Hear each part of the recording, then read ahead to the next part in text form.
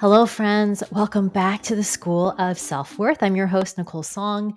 Today, I have a very special episode for you to talk about one of my favorite times of the year, and that is celebrating the Lunar New Year. And in particular, I really want to talk about how to leverage this New Year opportunity to give yourself a reset and a restart for 2025. I have so much fun goodness in today around tips to really use traditions and timing to give yourself that jumpstart that you may not have had at the actual new year. And if you are a high achieving Asian American corporate woman who really wants to know how to do the exact step by step to restart yourself to have the most powerful and purposeful 2025 yet, DM me snake at Nicole Song on Instagram, and I've got something over there for you.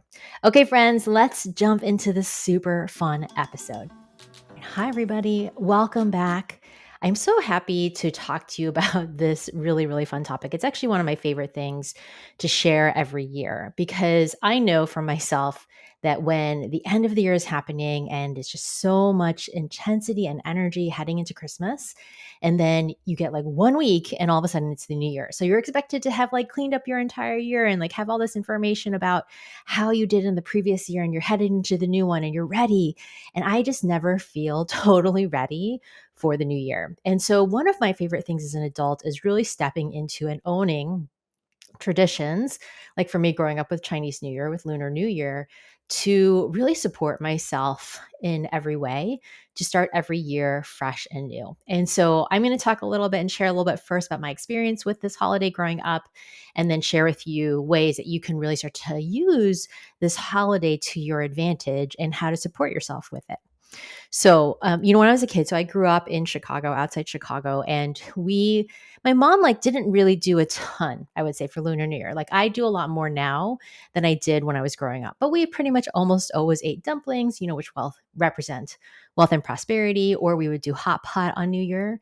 And my mom didn't talk about it so much, but we always like knew, at Chinese restaurants, they'd have the placemats with the different years. And so I'd learn all about like, what year it was, like year of the dragon, tiger, snake, those kinds of things.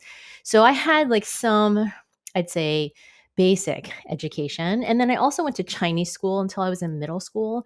And so we'd always have a Chinese New Year party. And I remember at those parties, it was always, like a bunch of potluck food in a church basement.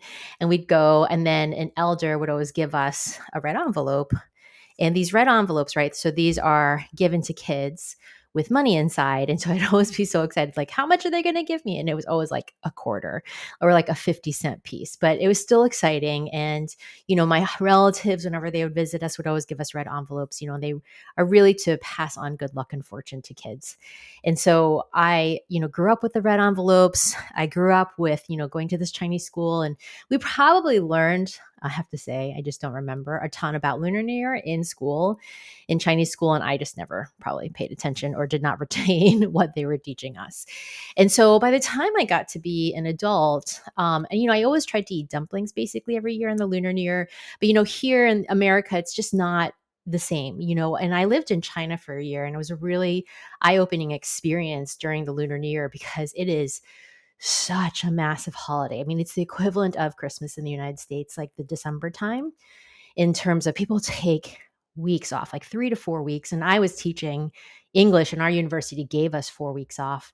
And so my friends and I would travel around China, and it was just wild, like the celebrations that were happening. The firecrackers go off to scare off evil at midnight on New Year's Eve, and then they go off for like weeks, like 3 weeks straight of firecrackers. Like I remember kind of backpacking through these little towns and just like nonstop firecrackers going off the whole time. And so I just had a much deeper understanding and like experience there of just like, oh, like this is a big deal here.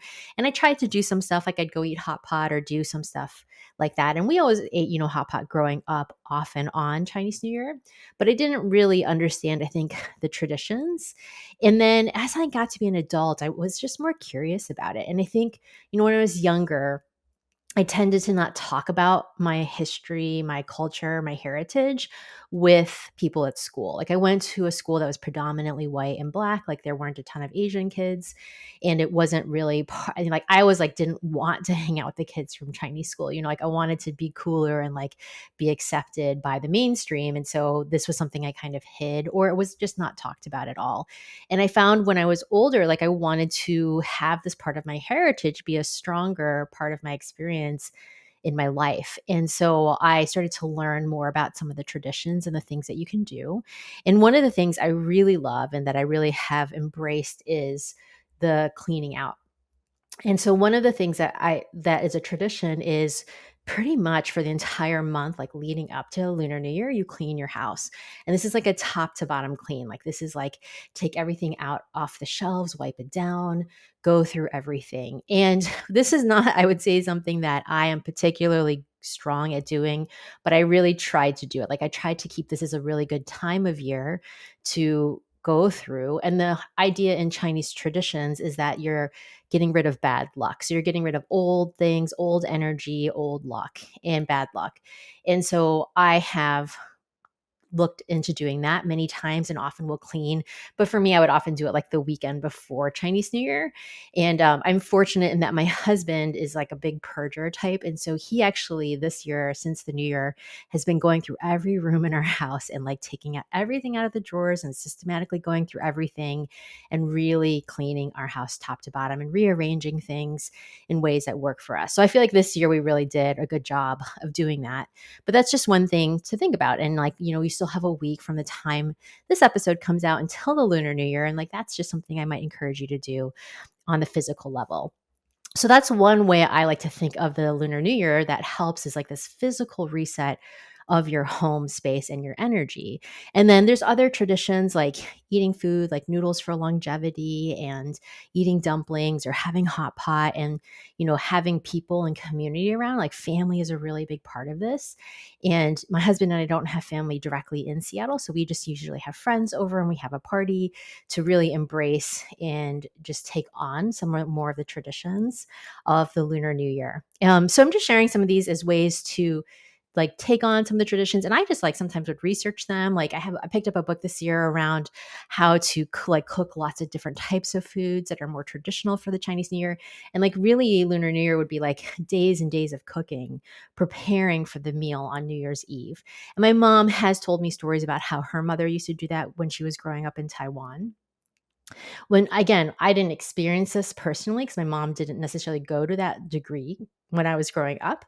But I just wanted to share like these are just lots of different ways that these traditions come into play. But the biggest one and the most important one that is relevant to all of us that I think is really helpful is for me that it just allows me the opportunity to really take a reset for the new year. And because again, I try to do a lot of work before the new year, before 2025, but I usually can't do the house purge. Like there's no way between December 25th and January 1 that I am going through my entire house and purging it. Like I can barely get my holiday decorations put away.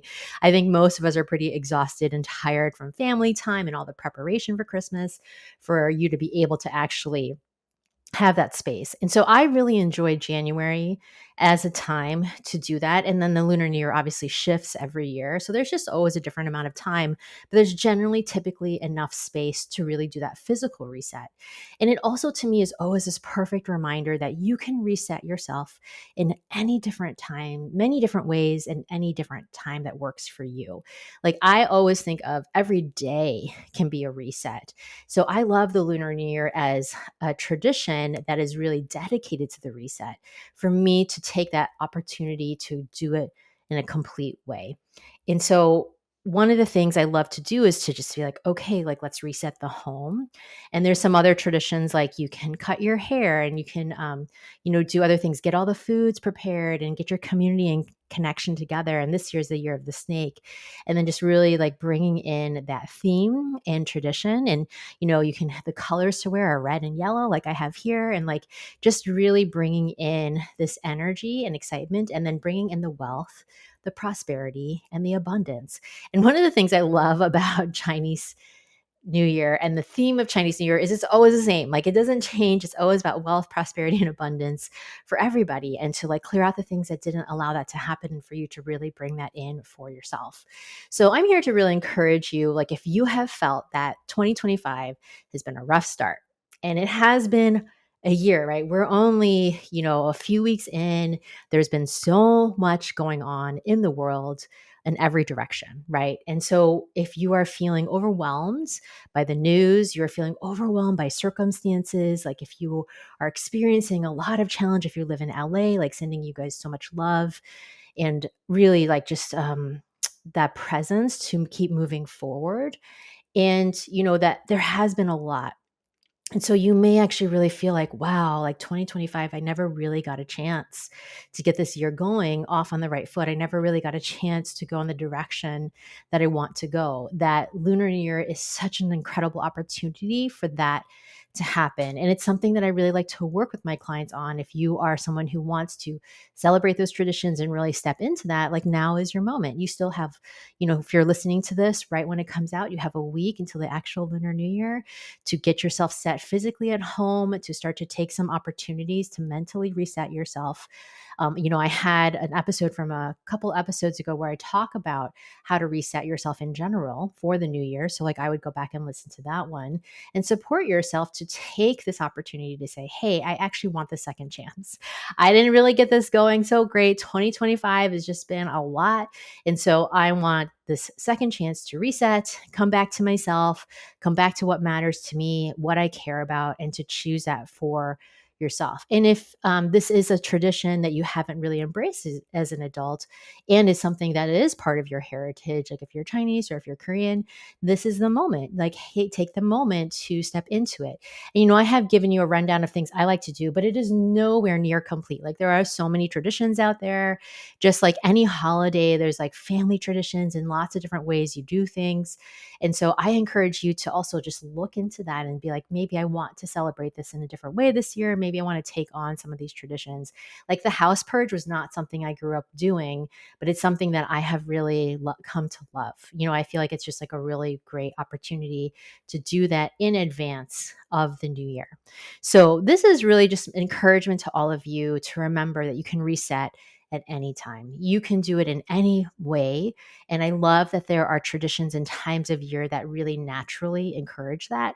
And because the Lunar New Year is based on, the moon and the lunar cycle, I always feel like there's a really good energy behind this reset, right? It's actually cycling and timing in with nature. And so for us to be like, okay, like if this is that time, and to remember we're also in winter, it is a time of rest. It's not a time of hustle and craziness and scrambling. And so when you can settle into that energy of like really reorganizing, like I took the opportunity to completely clean out my office, went through all of my files, and it felt a little bit insane when I pulled everything out. But once I reorganized and reset everything, I was like, oh man, like I just had a calmness and a peacefulness physically in my office that has just been really expansive. So this is an encouragement. This is your opportunity. And if you know that you really want to do something on a deeper energetic level and you really want to set some new goals and to look into 2025 in the year of the snake with a different set of purpose and possibility for you to truly step into your power and reverse any cultural conditioning that has been keeping you and holding you back in your life so far, DM me, Snake, at Nicole Song on Instagram, and let's chat about how to do that for you. So happy New Year, everybody. 新年快乐. And I am so excited to be able to be here with all of you today. And thank you for listening. And I'll see you in the new year.